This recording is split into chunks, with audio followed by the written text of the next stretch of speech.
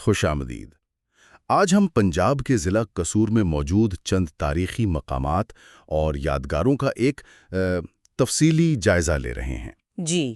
یہ معلومات ایک اہم آثار قدیمہ کے سروے پر مبنی ہے جو 1992 سے 1996 کے درمیان کیا گیا تھا۔ بالکل۔ اور اس کی تفصیلات پاکستان آرکیولوجی نامی جریدے کے 29ویں شمارے میں شائع ہوئیں۔ جی ہاں۔ ہمارا مقصد ہے کہ اس سروے سے جو معلومات ملیں ان کی بنیاد پر ان عمارتوں کی دلچسپ تفصیلات، ان کی تعمیر کے انداز اور وہ جو تاریخی پس منظر ہے اس کو سمجھیں۔ بالکل، اور یہ سروے بہت اہم ہے کیونکہ یہ صرف قصور ہی نہیں بلکہ یوں سمجھیں کہ پورے پنجاب کی جو وسیع تاریخ ہے نا اس کو سمجھنے میں مدد دیتا ہے۔ اچھا۔ قصور جو لاہور کے اتنا قریب ہے، یہ مختلف تاریخی ادوار کی تعمیرات کا ایک بڑا مرکز رہا ہے۔ صحیح۔ تو اس سروے نے پہلی بار منظم طریقے سے بہت سی ایسی عمارتوں کو بھی ریکارڈ کیا جو شاید پہلے نظر انداز تھیں۔ تو آج ہم دیکھیں گے کہ قصور کی کون کون سی عمارتیں اس میں شامل تھیں۔ جی، اور ان سے کیا اہم باتیں سامنے آتی ہیں؟ آئیے اس معاملے کی گہرائی میں چلتے ہیں۔ یہ جاننا ضروری ہے کہ یہ سروے، جیسا آپ نے کہا، صرف قصور تک محدود نہیں تھا۔ نہیں، بالکل نہیں۔ یہ تو ایک وسیع منصوبہ تھا جس کا مقصد پورے پنجاب کے آثار قدیمہ اور تاریخی یادگاروں کا جائزہ لینا تھا۔ جی، 1992 سے 96 تک یہ چلا۔ اور کئی اضلاع شامل تھے اس میں۔ جی ہاں۔ لیکن آج ہماری توجہ خاص طور پر قصور کی دریافتوں پر ہے۔ اور یہ سروے کیا کس نے تھا؟ محکمہ آثار قدیمہ نے۔ جی، محکمہ آثار قدیمہ و عجائب گھر، حکومت پاکستان نے۔ ٹھیک، اور جس طریقے سے یہ سروے کیا گیا وہ بھی کافی منظم تھا۔ مطلب ماہرین آثار قدیمہ کی ٹیمیں ہر جگہ گئیں۔ ہر سائٹ پر؟ جی، ہر سائٹ پر، اور ہر ایک کے لیے تفصیلی معلوماتی شیٹس تیار کی جنہیں انہوں نے پروفارما کہا۔ پروفارما، اچھا۔ جی، ان شیٹس میں عمارت کی ساری تفصیل، اس کی موجودہ حالت، کون سا مٹیریل استعمال ہوا ہے، اس کی تاریخ اور دوسری اہم معلومات درج کی گئی۔ یعنی پورا ریکارڈ؟ بالکل، اور ساتھ میں نقشے بھی بنائے، کچھ تو آٹو کیڈ پر بھی۔ اوہ، کمپیوٹر کی مدد سے بھی؟ جی ہاں، اور تصاویر تو لازمی لی گئیں۔ تو ایک مکمل دستاویز بن گئی۔ اچھا، ان عمارتوں کو تاریخی طور پر کیسے تقسیم کیا گیا؟ مطلب کس دور کی کون سی عمارت ہے؟ جی، انہوں نے عمارتوں کو ان کے انداز اور ممکنہ تعمیر کے زمانے کے لحاظ سے مختلف ادوار میں بانٹا۔ کون سے ادوار؟ جیسے ہندو بدھ مت کا دور جو تقریباً 5ویں سے 7ویں صدی عیسوی بنتا ہے۔ ٹھیک ہے۔ پھر ابتدائی مسلم دور 8ویں سے 11ویں صدی۔ اس کے بعد سلطانی یا جسے قبلہ مغل دور کہتے ہیں 12ویں سے 15ویں صدی۔ اور پھر مغل؟ جی، مغل دور جس میں سوری دور بھی شامل ہے 16ویں سے 18ویں صدی۔ اور آخر میں سکھ یا برطانوی دور یعنی 19ویں سے 20ویں صدی کے شروع تک۔ یہ تاریخ کا تعین کرنا تو کافی مشکل کام لگتا ہوگا، خاص طور پر اگر عمارت پر کوئی تاریخ لکھی ہی نہ ہو۔ یقیناً یہ پیچیدہ کام ہے۔ تاریخ کا تعین نہ کئی اشاروں سے کیا جاتا ہے۔ مثلاً؟ سب سے پہلے تو عمارت کا اپنا طرز تعمیر، وہ خود ایک بڑی نشانی ہے۔ کیسے؟ دیکھیں، جیسے اینٹوں کا سائز ہے وہ وقت کے ساتھ بدلتا رہا ہے۔ اچھا۔ جی، اسی طرح گارے کی قسم، کیا وہ چونے کا بنا ہے جسے کنکر چونا کہتے ہیں؟ جو زیادہ مضبوط ہوتا ہے؟ ہاں، جو زیادہ پائیدار ہوتا ہے، یا پھر مٹی کا گارا ہے جو شاید کم اہم عمارتوں میں استعمال ہوتا تھا۔ یہ بھی اشارے دیتا ہے۔ اور پھر گنبد کی ساخت، محرابوں کا انداز، یہ سب کسی خاص دور کی پہچان ہو سکتے ہیں۔ اور اگر کچھ لکھا ہو عمارت پر؟ ہاں، اگر کوئی کتبہ یعنی کندہ تحریر مل جائے تو اس سے تو سیدھی تاریخ مل جاتی ہے۔ وہ سب سے مستند ذریعہ ہے۔ ٹھیک۔ کبھی کبھی وہاں سے ملنے والے سکے یا دوسری چھوٹی چیزیں بھی مدد کرتی ہیں۔ اور موازنہ بھی کرتے ہوں گے؟ جی بالکل، آخر میں ماہرین اس جگہ کا موازنہ اسی دور کی دوسری معلوم جگہوں سے بھی کرتے ہیں تاکہ تاریخ اور ثقافتی پس منظر کا بہتر اندازہ لگایا جا سکے۔ سمجھ آیا۔ چلیں اب قصور کی کچھ خاص یادگاروں کی طرف چلتے ہیں جن کا اس سروے میں ذکر ہے۔ سب سے پہلے سائٹ نمبر 66، پانی شاہ کا مقبرہ۔ رپورٹ کہتی ہے کہ یہ ایک اونچے چبوترے پر ہے، کوئی 10 فٹ اونچا؟ جی ہاں، 10 فٹ اونچا مصنوعی چبوترا، اور یہ چبوترا خود بھی پختہ اینٹوں اور چونے کے گارے سے بنا ہے۔ اچھا۔ اس کے کونوں کو برجوں سے مضبوط کیا گیا ہے۔ یہ بلند پلیٹ فارم جو ہے نا، یہ مقبرے کو خاص شان دیتا ہے۔ اور سیڑھیاں بھی ہیں؟ جی، مغربی جانب سرخ پتھر کی سیڑھیاں ہیں جو اوپر مقبرے تک جاتی ہیں۔ اصل مقبرہ اس پلیٹ فارم کے اوپر ہے۔ اس کا گنبد کیسا ہے؟ اس کا گنبد دلچسپ ہے، پیاز کی شکل کا ہے۔ پیاز کی شکل کا؟ جی، جو ایک گول ڈرم پر بنا ہے۔ یہ شکل اکثر مغل دور کے آخر میں یا پھر سکھ دور کی تعمیرات میں نظر آتی ہے۔ اور اس کی سجاوٹ وغیرہ؟ مرکزی داخلی محراب اور اس کے آس پاس کا فریم گہرے سبز رنگ سے پینٹ کیا گیا ہے۔ اچھا۔ محراب کے اوپر جو تکونی حصے ہوتے ہیں نا، جنہیں اسپینڈرلز کہتے ہیں، جی۔ ان پر خوبصورت عربی طرز کے پھول بوٹوں کے نقش و نگار ہیں۔ اسے عربک ڈیزائن کہتے ہیں۔ یہ تو اسلامی فن تعمیر میں بہت عام ہے۔ جی، بہت عام ہے۔ اندر بھی رنگین پینٹنگز کے آثار ہیں، حالانکہ اب شاید وہ ماند پڑ گئے ہوں۔ ڈرم کے نیچے چھوٹی محرابی پینلز اور 3 چھوٹی کھڑکیاں بھی ہیں۔ تو اس مقبرے سے ہمیں کیا خاص بات پتہ چلتی ہے؟ بنیادی طور پر یہ مقبرہ اپنے دور کی، جو غالباً مغل دور کا آخر یا سکھ دور ہو سکتا ہے، اس کی خاص تعمیراتی خصوصیات دکھاتا ہے۔ جیسے یہ بلند چبوترا، گنبد کی یہ خاص پیاز جیسی شکل اور عربکس جیسے آرائشی عناصر کا استعمال، یہ سب اس زمانے میں مقبروں کی تعمیر کے عام رجحانات تھے۔ یعنی یہ عمارتیں صرف یادگاریں نہیں، بلکہ اس دور کی فنی مہارت اور جمالیاتی حس کا بھی پتہ دیتی ہیں۔ بالکل، دستیاب وسائل کا بھی اندازہ ہوتا ہے۔ یہ تو ہوئی ایک مذہبی یادگار۔ اب ایک ایسی عمارت دیکھتے ہیں جو شاید مختلف مقاصد کے لیے استعمال ہوتی رہی ہو۔ سائٹ نمبر 82، ڈیرا چھوبارہ۔ ہاں، ڈیرا چھوبارہ۔ یہ تو ایک پورا کمپلیکس ہے، ایک بلند پختہ اینٹوں کے چبوترے پہ۔ بالکل، ڈیرا چوبارہ ایک بہت دلچسپ مثال ہے، کیونکہ اس میں تاریخ کی کئی پرتیں نظر آتی ہیں۔ اچھا، کیسے؟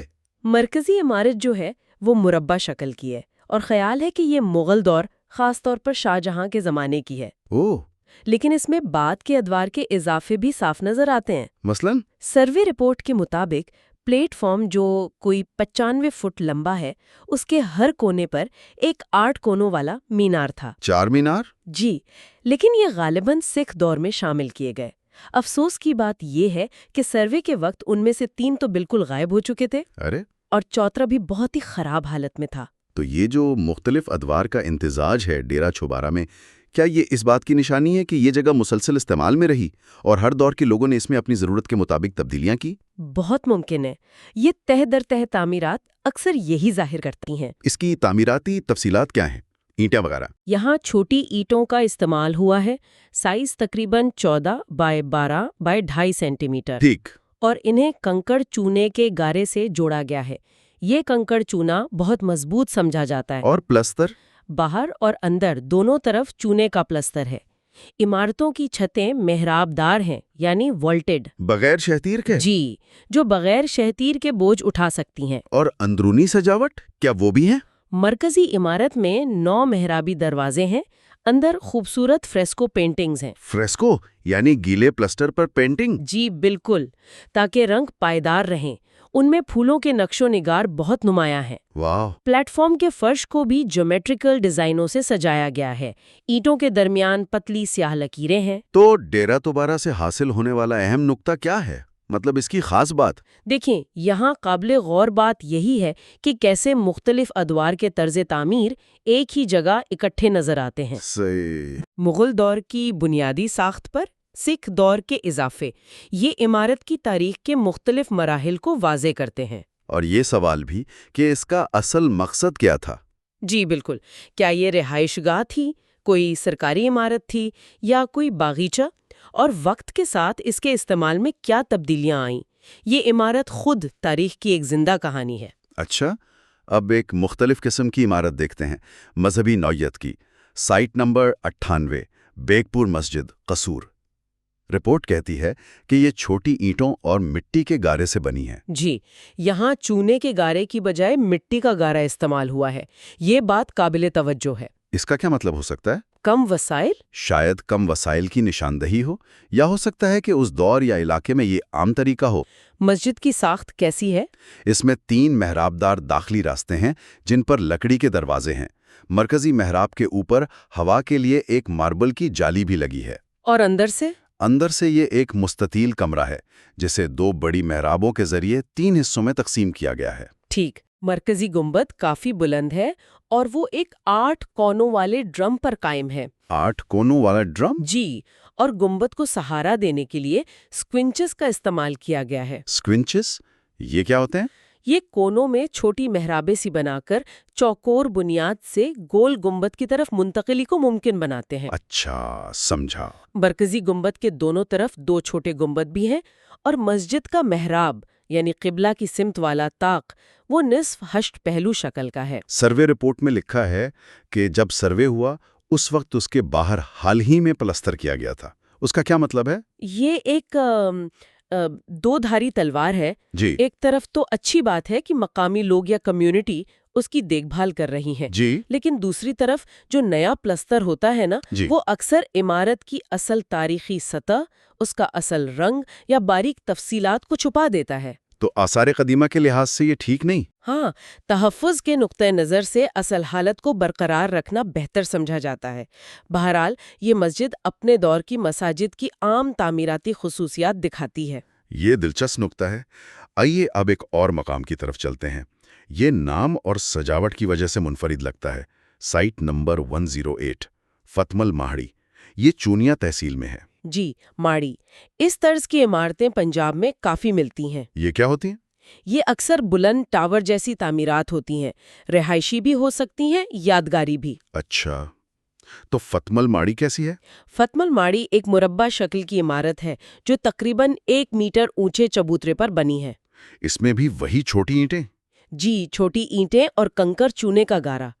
اس کی خاص بات اس کے کونوں پر بنی 8 کونوں والی برجیاں ہیں۔ برجیا؟ جی، جو اوپر جا کر گنبد نما چھت یعنی کپولا پر ختم ہوتی ہیں۔ اور اس کا مرکزی گنبد؟ پوری عمارت کا ایک مرکزی گنبد ہے جو خربوزے کی شکل کا ہے۔ خربوزے کی شکل کا؟ جی، اور اس کی بنیاد الٹے کمل کے پھول جیسی ہے۔ یہ ہندوستانی فن تعمیر میں ایک عام نقش ہے۔ اور اوپر کچھ آرائشی عنصر بھی؟ جی، گنبد کے اوپر ایک خوبصورت کلش بھی ہے جو چوٹی پر لگا ہوتا ہے۔ رپورٹ میں اس کی فریسکو پینٹنگز کا بہت ذکر ہے۔ جی ہاں، اور یہی اس ماڑھی کی سب سے نمایاں خصوصیت ہے۔ اس کے اندرونی اور بیرونی دیواریں فریسکو پینٹنگ سے بہت زیادہ پروفیوزلی سجی ہوئی ہیں۔ کس قسم کی تصاویر ہیں؟ ان میں جنگ کے مناظر ہیں، شکار کے مناظر، شیر، ہاتھی، ہرن، بکرے، واو! بادشاہوں کی تصویریں ہیں، ہاتھیوں پر سوار بادشاہ، مختلف قسم کے پرندے۔ تو یہ تو اس دور کی ثقافت کی پوری جھلک پیش کرتی ہوں گی؟ بالکل، یہ پینٹنگز اس دور کی ثقافت، فن، سماجی دلچسپیوں اور شاید اشرافیہ کے مشاغل کی ایک انتہائی واضح تصویر ہے۔ یہ عمارت صرف اینٹ گارے کا ڈھانچہ نہیں، بلکہ اپنے وقت کی کہانی سنانے والی ایک تصویری کتاب جیسی ہے۔ کی عمارت کی طرف سرائے مغل، یہ پتو کی تحصیل میں ہے۔ جی، سرائے مغل۔ نام سے ہی ظاہر ہے یہ ایک مغل سرائے ہے۔ بالکل، اور اس کا سائز بتاتا ہے کہ یہ کتنی اہم رہی ہوگی۔ کتنی بڑی ہے یہ؟ یہ مربع شکل کی ہے جس کا ایک رخ 166.40 میٹر ہے۔ 166 میٹر یعنی تقریباً 546 فٹ؟ جی، کافی بڑی۔ اس کی تعمیر میں بھی وہی چھوٹی اینٹیں اور کنکر چونے کا گارا استعمال ہوا ہے۔ مغل دور میں تو سرائیں بہت اہم ہوتی ہوں گی تجارت و سفر کے لیے۔ بہت زیادہ۔ بڑی شاہراہوں پر مسافروں، تاجروں اور سرکاری اہلکاروں کے قافلوں کے ٹھہرنے کے لیے ایسی سرائیں بنائی گئی تھیں۔ یہ ریاست کی طرف سے فراہم کردہ انفراسٹرکچر کا حصہ تھیں۔ ان سرائیوں کا کوئی خاص ڈیزائن ہوتا تھا؟ جی ہاں، عموماً ان کا ایک سٹینڈرڈ نقشہ ہوتا تھا۔ سرائے مغل کا مرکزی دروازہ مغربی جانب ہے جو کافی بڑا ہے، 8.3 میٹر چوڑا اور 7.5 میٹر اونچا۔ اور اندر ایک بہت بڑا صحن ہوتا تھا جس کے بیچ میں اکثر ایک مسجد اور پانی کے لیے ایک کنواں، جیسا کہ یہاں بھی ہے۔ مسافروں کے لیے کمرے وغیرہ؟ جی، چاروں طرف کمرے بنے ہوتے تھے مسافروں اور ان کے جانوروں کے ٹھہرنے کے لیے۔ یہاں کمرے تقریباً 3.25 میٹر مربع سائز کے ہیں۔ یہ پورا نظام سفر کو محفوظ اور آسان بنانے کے لیے تھا۔ یہ سن کر افسوس ہوتا ہے کہ تاریخ کی اتنی اہم نشانی جو کبھی مسافروں اور قافلوں سے بھری ہوتی ہوگی، آج کس حال میں ہے۔ سروے رپورٹ کہتی ہے کہ اینٹوں کے چوروں نے اسے بہت نقصان پہنچایا ہے اور یہ بہت بری حالت میں ہے۔ جی، اور یہ ہمارے تاریخی ورثے کو جو ایک بہت بڑا چیلنج درپیش ہے نا، اس کی طرف اشارہ کرتا ہے۔ یعنی توڑ پھوڑ اور لاپرواہی؟ جی بالکل، یہ سرائے مغل دور کی تجارتی سرگرمیوں، سفری راستوں کی اہمیت اور ریاستی انتظامیہ کی منصوبہ بندی کا ایک اہم ثبوت ہے۔ اور اس کی موجودہ حالت ہمیں یاد دلاتی ہے کہ ان آثار کی حفاظت کتنی ضروری ہے۔ بالکل، ورنہ تاریخ کے یہ اہم باب ہماری نظروں سے اوجھل ہو جائیں گے۔ جن مقامات کی ہم نے تفصیل سے بات کی، ان کے علاوہ بھی سروے میں قصور کے ورثے کی ایک وسیع تصویر سامنے آتی ہے۔ کیا آپ کچھ اور قسم کی عمارتوں کا ذکر کر سکتی ہیں جو اس سروے میں شامل تھیں تاکہ ہمیں اندازہ ہو کہ کتنی ورائٹی تھی وہاں؟ یقیناً، یہ 5 مثالیں تو صرف چند جھلکیاں تھیں۔ سروے میں قصور ضلع سے درجنوں دیگر مقامات کو دستاویز کیا گیا۔ اچھا۔ مثال کے طور پر جیسے ہم نے فتل ماڑی کی بات کی، تو سروے میں کئی اور ماڑیاں بھی درج ہیں، جیسے گگر ماڑی، گنڈی ہتھار ماڑی، بھائی نتھا ماڑی، رام مل ماڑی، ججل ماڑی۔ یعنی یہ طرز تعمیر کافی مقبول تھا اس علاقے میں۔ جی، لگتا تو یہی ہے۔ اسی طرح ہندو یا سکھ روایات سے وابستہ یادگاری مقبرے، جنہیں سمادھ کہتے ہیں، وہ بھی کئی ملے ہیں، جیسے سید پور سمادھ اور چھتن والا سمادھ۔ اور مسلم مقبرے؟ پانی شاہ کے علاوہ تاج الدین مقبرہ اور بابا دھایا شاہ مقبرہ جیسے مقبرے بھی شامل ہیں۔ مسجدیں؟ بیگ پور مسجد کے علاوہ جنن والی مسجد جیسی دیگر مساجد بھی ہیں۔ اور پانی کے لیے بولیاں وغیرہ؟ جی، سیڑھیوں والے کنویں جنہیں باؤلی کہتے ہیں، جیسے وان رادھا رام باؤلی اور عبد الخالق باؤلی، یہ بھی ریکارڈ کی گئیں۔ اور سرائیں بھی ہوں گی؟ سرائے مغل کے علاوہ سرائے چمبا جیسی دوسری سرائیں بھی ملی۔ یعنی ہر قسم کی عمارتیں تھیں، مندر، گردوارے۔ جی ہاں، سروے میں ہندو مندر جیسے مولا پور مندر کمپلیکس اور گردواروں کا بھی ذکر ہے۔ تو ان سب معلومات کا خلاصہ کیا ہے؟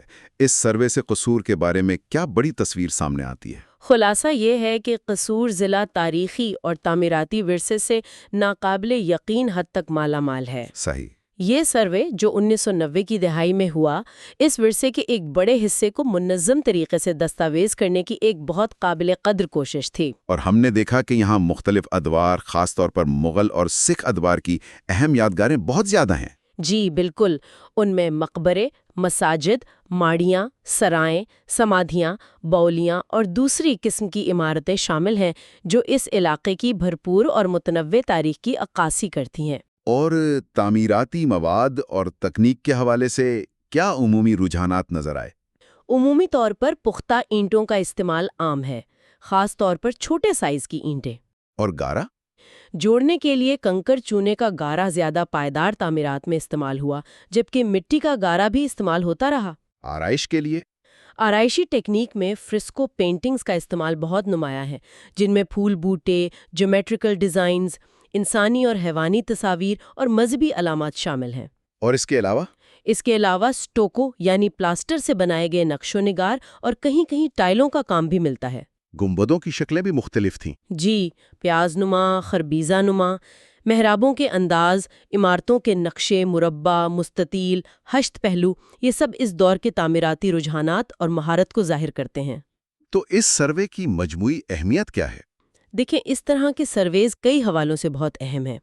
ایک تو یہ کہ یہ ان قیمتی آثار کو ہمیشہ کے لیے محفوظ کر دیتے ہیں، مطلب دستاویزی شکل میں۔ یہ مستقبل کے محققین، تاریخ دانوں، ماہرین تعمیرات اور منصوبہ سازوں کے لیے ایک بنیادی حوالہ بن جاتے ہیں۔ اور تیسرا یہ کہ یہ دستاویزات ہمیں قصور جیسی جگہوں کی تہ در تہ تاریخ اور اس کے شاندار تعمیراتی ورثے کو سمجھنے کا ایک مستند ذریعہ فراہم کرتی ہیں۔ یہ ہمیں اپنے ماضی سے جوڑتی ہیں اور ہماری ثقافتی شناخت کو سمجھنے میں مدد دیتی ہیں۔ آج ہم نے پاکستان آرکیالوجی کے شمارہ 29 میں شائع شدہ 1992-96 کے سروے کی روشنی میں قصور کی چند تاریخی عمارتوں کا تفصیلی جائزہ لیا۔ یہ مقبرے، مساجد، ماڑیاں اور سرائیں واقعی اس علاقے کی بھرپور ثقافتی اور تاریخی زندگی کی کہانیاں سناتی ہیں۔ بالکل، اور ایک آخری قابل غور نکتہ جو اس سروے سے ابھرتا ہے، یاد رہے کہ یہ سروے آج سے تقریباً 3 دہائیاں پہلے یعنی 1992 سے 96 میں کیا گیا تھا۔ جی، کافی عرصہ پہلے۔ اسی وقت رپورٹ میں کچھ جگہوں کی تشویشناک حالت کا ذکر تھا، جیسے سرائے مغل جو اینٹوں کے چوروں کی وجہ سے تباہ ہو رہی تھی، یا عبد الخالق باؤلی جو خستہ حال تھی۔ کچھ جگہوں پر سروے کے وقت ہی حالیہ سفیدی یا پلستر کا ذکر تھا، جیسے بگ پور مسجد یا بھائی نتھا ماڑی۔ تو سوال یہ پیدا ہوتا ہے کہ جی، سوال یہ پیدا ہوتا ہے کہ ان گزشتہ 30 سالوں میں ان مقامات کا کیا حال ہوا ہوگا؟ کیا ان کی حفاظت کے لیے کچھ کیا گیا؟ کیا ان کی حالت بہتر ہوئی ہے، ویسی ہی ہے، یا مزید خراب ہو گئی ہے؟ یہ تاریخی وراثت تو ہماری ذمہ داری ہے۔ بالکل، یہ صرف ماضی کا قصہ نہیں بلکہ ہمارے حال اور مستقبل کی بھی ذمہ داری ہے۔ شاید یہ تحقیق کا ایک نیا موضوع ہو سکتا ہے کہ ان قیمتی تاریخی مقامات کی موجودہ صورتحال کیا ہے۔